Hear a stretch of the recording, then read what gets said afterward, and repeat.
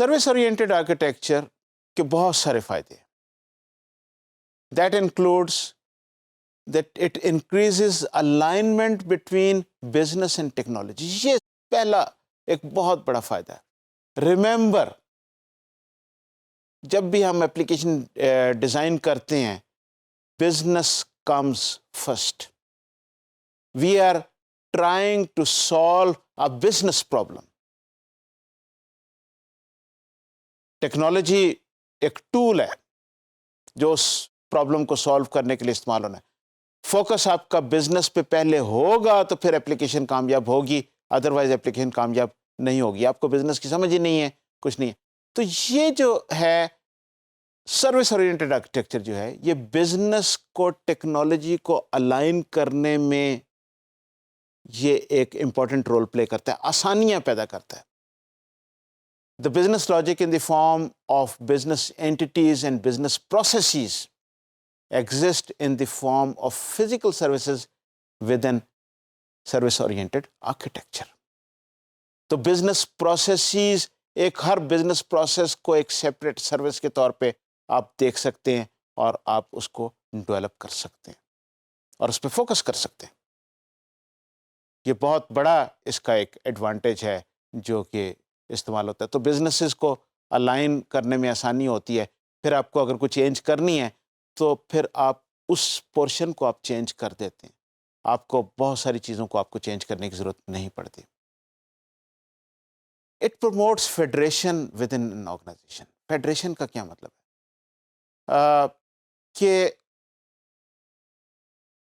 جس چیز کے لیے جس قسم کی چیزوں کی یا ٹیکنالوجی کی ضرورت ہے، آپ وہ استعمال کرتے ہیں.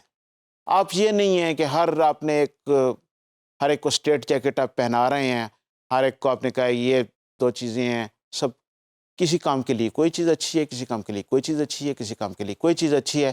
سروس اورینٹیڈ آرکیٹیکچر آپ کو یہ فلیکسیبلٹی دیتا ہے اور آپ کو یہ پاور کرتا ہے ایز ڈیولپر کہ جی آپ کا اگر اس طریقے سے یہ ٹیکنالوجی یوز کرنے کو دل کرتا ہے تو آپ یہ کرتے ہیں. آئی مین آبویسلی یہ ایک ڈیزائن کا چوائس ہوتا ہے، لیکن فلیکسیبلٹی آپ کو دیتے ہیں اور آپ کو چیزوں کو مختلف فیزز میں کرنے کی آپ کو فلیکسیبلٹی بھی دیتا ہے.